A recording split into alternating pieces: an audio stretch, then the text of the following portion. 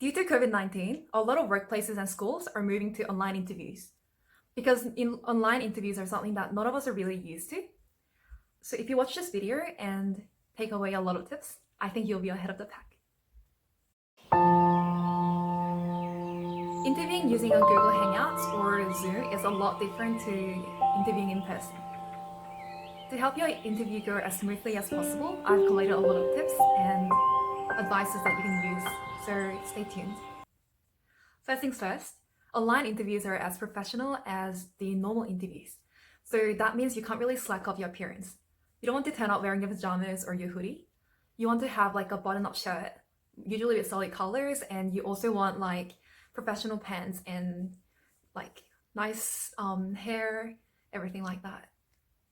And something that's really important is actually wearing your formal pants. Well, a lot of people think that you're not going to always see they're only going to see the top half of your body.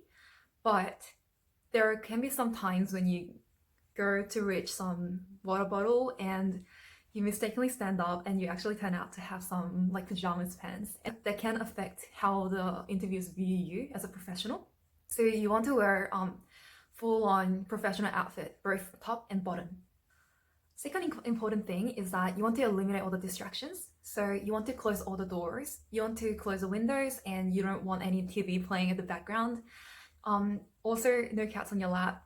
And I think in this video that the books can be a bit distracting.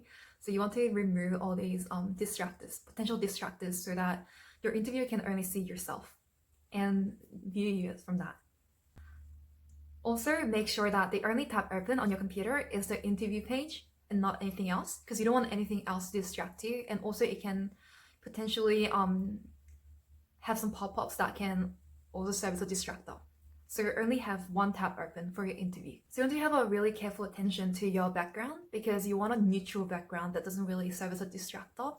Particularly, you don't want any slopey bed at the back or have like unclean, messy kitchen, because that can make the interviewer question if you're a really good candidate for this interview, and it can actually undermine their perception of your professionality. So you don't want anything like that to happen. So the most common advice would be to set yourself up against a completely blank space, but you don't want to be too close to the back. You want around like 2 meters. And it goes without saying that you shouldn't have any virtual landscape that you want to put on. Like, you don't want any virtual backgrounds of your favorites, because that can be very distracting, especially if it's like moving or if it's too bright or anything. You just want normal, natural background of your actual background. Another important thing is actually having good lighting. So the best lighting is the natural light. So you want to set yourself up against the window. You don't actually want to be near the back window. So if you don't want to have a window behind you, you want the window to be in front of you, because what can happen is the backlighting affecting your face. Yeah, it looks really weird sometimes. Next tip is to look at the camera, not the screen. So if I look at the screen, I'm using my camera, I'm using my phone to record this, but if I'm looking at the screen, like my face, or in the case of the interview, it'll be the face of the interviewer. You don't really want that to happen, because that's gonna make them feel like you're not actually looking at them. You want to look at the camera. So a good tip is minimizing the screen, the call screen, and putting it right below the webcam. And what happens is, because you're looking at your interviewer like that, it might make the interviewer feel like you're making an eye contact with them. So that would be one way to leave a good impression. And you also want to elevate your eye level to your webcam. So what can happen is you could be having your camera like this, and it doesn't look so professional.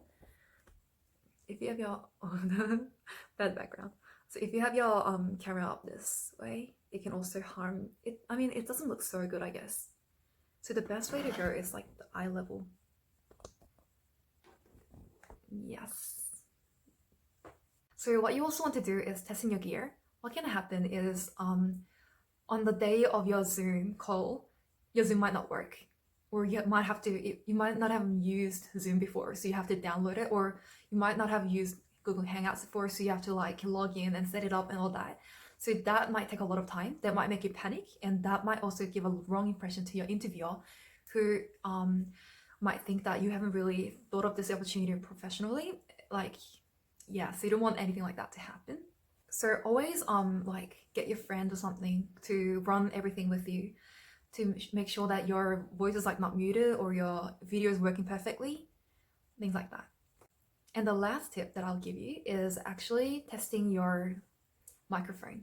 So I think having on earbuds will actually really increase the chance of sounding better, because the interviewer is not going to care so much about your video quality so much, but your voice quality actually determines how you'll be heard and perceived by the interviewer. Like, imagine that you have really bad audio quality, then they wouldn't be able to hear your answer properly, and that can also make them feel like, I don't know, you're not enthusiastic about this interview, or yeah. And lastly, the most important thing is being energetic.